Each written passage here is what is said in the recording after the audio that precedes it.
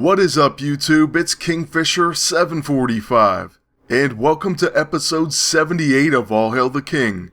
In this episode we're going to take a look back at an older hero. In fact, my first ever Spec Op reward hero, and that's going to be none other than Ghost Rider himself.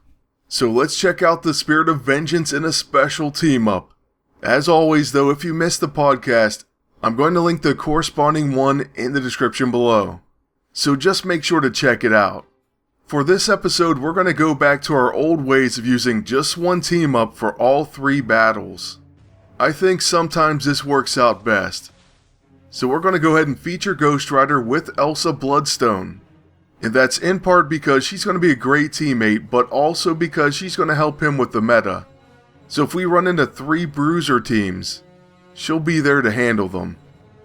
The first team up though we come up against is going to be Quicksilver and Star-Lord. And one good thing about that blaster Quicksilver is he's going to give my agent an extra turn. So with that we use microanalysis to gain super symmetry, and now our attack should always hit. Next we're going to use the Smothering Shadow. Basically that's going to dot up the enemies. Of course the enemy design is working pretty well for them because Quicksilver's getting 3 attacks in a row. But fortunately Elsa Bloodstone is still standing. So what we're going to do is go ahead and use Tea Time on Star-Lord. That's going to help us out with damage, especially if he gets a little carried away. But we're also going to probably fire our level 9 at him. And because of the hair trigger E-ISO, we'll follow it up with our level 1. I'll be honest with you, we may end up killing him, so that Tea Time would have been better served on someone else. But that's not a bad mistake. We certainly can't be upset at Elsa for taking out Star-Lord in pretty much one attack. And so just like that he's down, so we're going to go ahead and add some Sin stacks to the enemy. That's another reason why we're using the Small Hadron Collider for that Demon-sional Rift. Or we're going to be interrupted, so that's not happening. I really didn't even see that one coming. I didn't even think about it being interrupted. Honestly, I kind of see that as a summon attack, so it really shouldn't be able to be interrupted. But at least now we're aware. Now on Ghost Rider's turn, we're going to use his Burnout. And then one thing I can say about Ghost Rider is he's always been amazing against Quicksilver. So we're going to use our Penance Stare on him. And let me just be clear on this. If Quicksilver ever becomes big in the meta again, which I'm sure will happen, just keep Ghost Rider in mind. He's always been able to easily destroy the Speedster. Here of course is no different. So after that, we're going to go ahead and use Tea Time on the enemy agent, and we'll follow it up with our level 1. This should end up finishing it, especially on the second attack. So there it is, not a bad first battle at all, but hopefully we can get a highly defensive team in this next match. Well, our wish was certainly granted. We ended up getting a Colossus and Kurth team. And even though they have some benefits over us class-wise, I still think we're going to do great. This team is definitely solid. Once again, we'll begin with Microanalysis, followed by the Smothering Shadow. Whenever I stick with one team and one build, PvP for me kind of becomes like repetition. And that's a very good thing in a way, because you know exactly what to do and how to react. It's kind of like muscle memory. However, sometimes you do get disoriented, or something even worse happens, and then you may have to change your game plan. Kurth more than likely is going to use Fear Me though on her turn, but first she goes with Short Fuse. Then, the AI is pretty predictable. Next, with Elsa we're going to use Tea Time on Colossus, and this is one easy way to keep getting damage on him. Then I'm going to use her level 6 to place Despair, Soulfire, and Hexed on the enemies. So I don't care if the agent gets an extra turn. I'm going to use this when I can.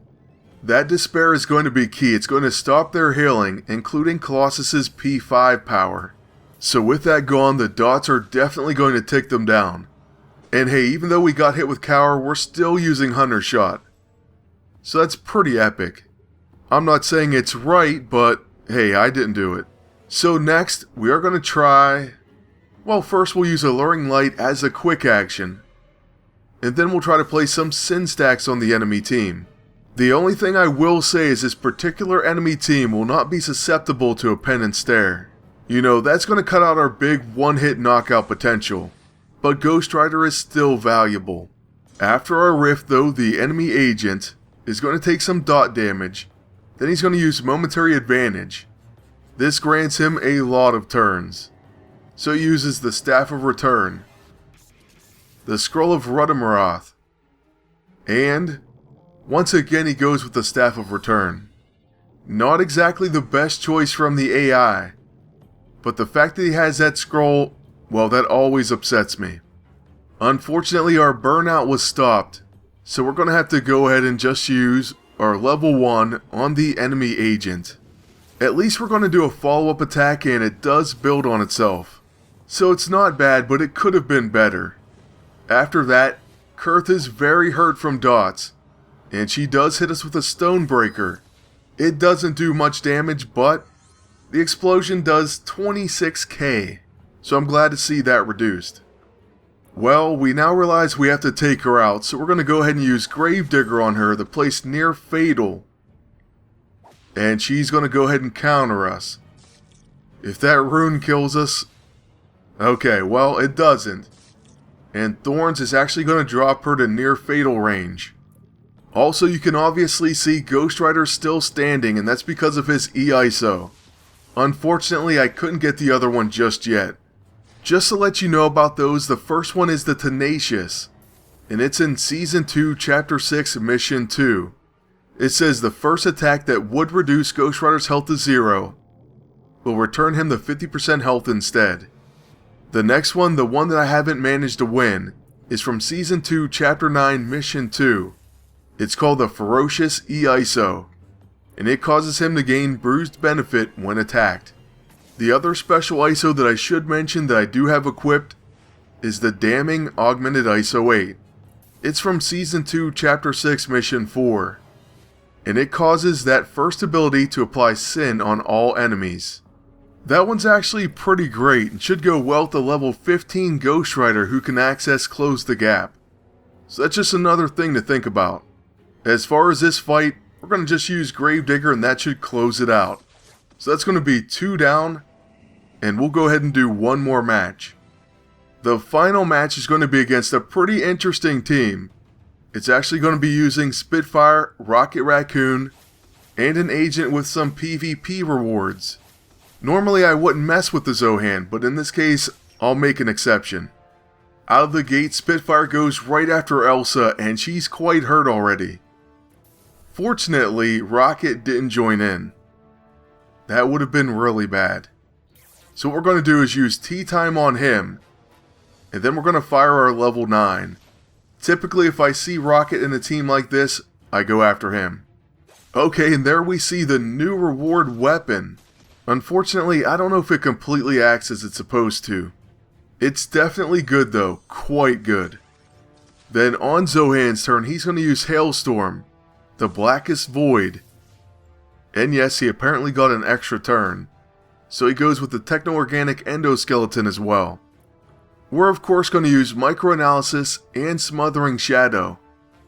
But the agent also tries to mind control us. Fortunately, we don't have a mind. Yes, we're using the Techno-Organic Endoskeleton, and that causes us to be mindless. Okay, so exactly doing what we said we were going to do. The enemy Rocket is quite hurt, but he's still going to get off a blam blam blam. The agent then tries to reflect our Hunter shot, but we still do hit Rocket. So I guess maybe they reflected it back at Elsa, and then it bounced back off of her and still hit Rocket. I guess. The enemy agent also apparently has the Covert E-ISO, but we still get off our Rift that takes down Rocket, and it's going to set up our burnout. One thing about Spitfire, she's amazing, but she's definitely similar to Quicksilver. That means that Ghost Rider is going to have fun with her. So we're going to use Burnout, then a Penance Stare on Spitfire. It will work in the same manner, and that means a huge knockout, even this early in the fight. Since he comes back to life, he's going to be really hard to finish before he gets that off on them. So that's another great benefit. Lastly, after setting up the enemy agent, we're going to go ahead and use our level 1. It should exhaust him. Well, he ends up taking us down. So that was pretty interesting, but we still have him outnumbered 2-1. The AI once again goes to Hailstorm. Then they're going to use the Techno-Organic Endoskeleton themselves on Ghost Rider. So what we're going to do is use the Light Fantastic. That's going to be a quick action. Then we'll use Alluring Light to heal and shield us. And we're going to leave the Zohan to Ghost Rider. He'll finish the agent using his level 6. So his Brawl doesn't do anything but heal us, and then we knock him out. And that's going to be a look back at the Spirit of Vengeance, one of my favorite characters in comics, and still a pretty awesome hero in game. That is though going to be it for this one, so I want to thank you all for watching, ask you to please like, comment, and subscribe. Then until next time, good luck, and take care.